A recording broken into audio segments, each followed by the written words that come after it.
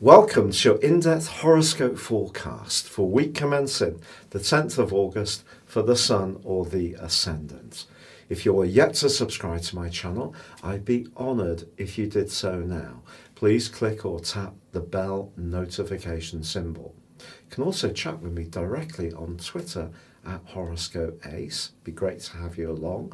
Or join Elisa and I for the daily astrology and tarot video show by clicking the link below. Now this week is set to be tremendously powerful. The Sun continues in the sign of Leo, which is about magnificence. It's about a display of talent, enthusiasm, warmth.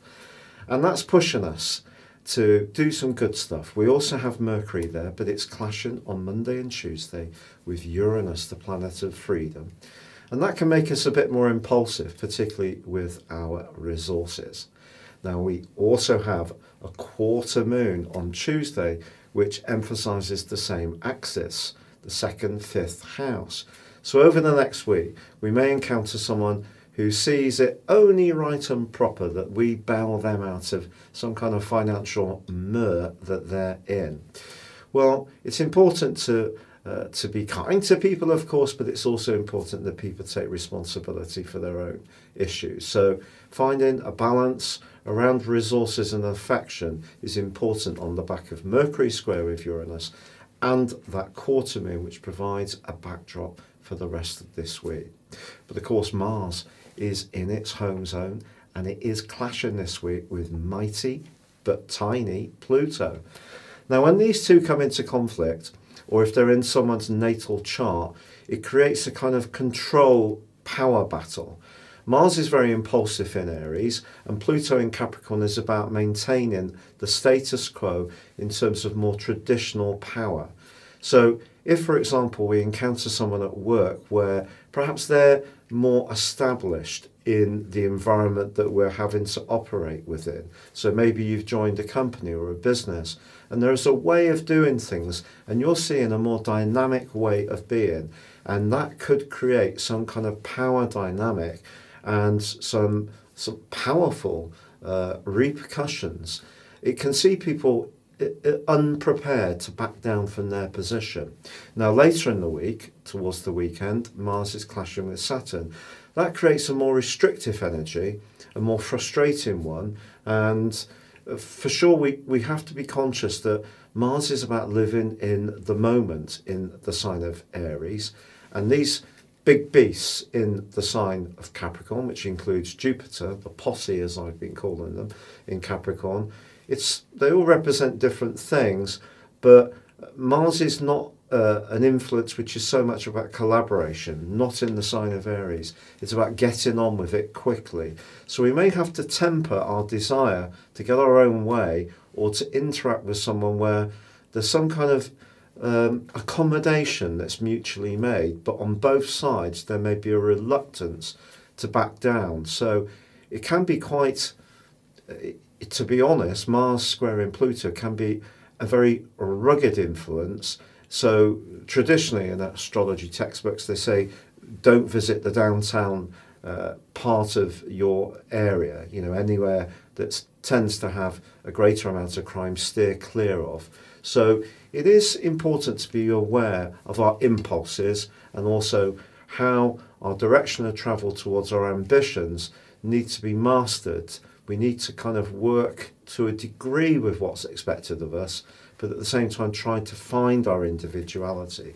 Now the Sun, ironically, is actually in a quincunx with Pluto for the whole of this week. So the Sun's creativity and warmth is being tempered by Pluto's power as well. So I think a lot of us are going to be somewhat frustrated this week. The Sun's also in a quincunx with Neptune, which is very deflating of energy and drive.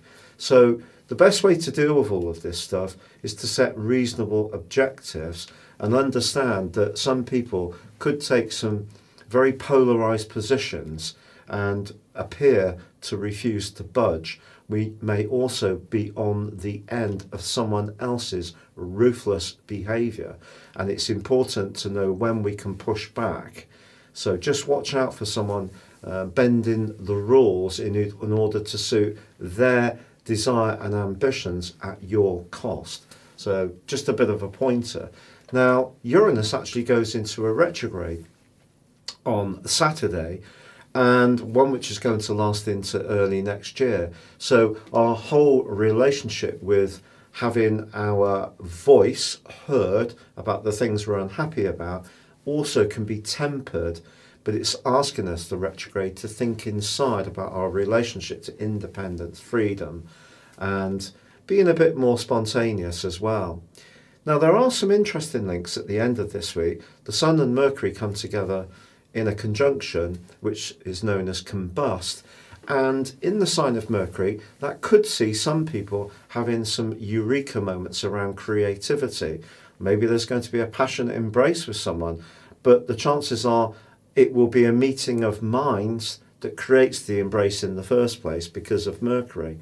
And also, Venus, which is now domiciled in Cancer, is actually in a great link with Uranus in the last couple of days of this week, suggesting that if we can try to find a way to invest in our emotions, but in an imaginative way, so that maybe, for example, getting in touch with someone more spontaneously, Uranus, who haven't had any contact with for a while. Maybe it's about changing our space at home, decluttering, doing something imaginative, not being quite so hidebound in our approach to how we live, who we live with, or exactly even where.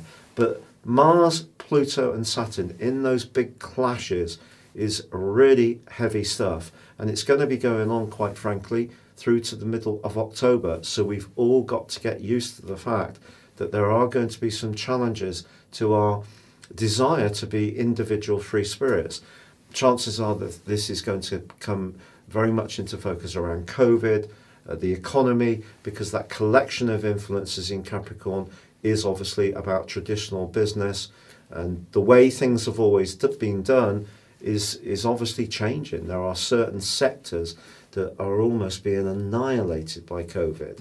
So this clash, this collision that's going on between the earnestness of Mars to do it without thinking too much about what the wider implications are, and the more traditional, top-down, heavy kind of energies suggest that there could be some clashes on international borders, powers flexing their muscles.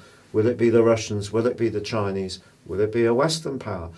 We are going to see some kind of tensions, and it could work out or be played out through trade implications. Maybe the stock market is really going to be rocked, but I think between now and the middle of October, some big stuff is coming our way. Your specific forecast, Virgo, continues to see your ruler, Mercury, and the Sun locked away in quite a private, meditative part of your scope. So it's the period of your year about reviewing things. And yet, on the other side of the heavens, you have Mars in the 8th house of passion, which is perhaps making you want to improve your financial situation in quite an important way just now.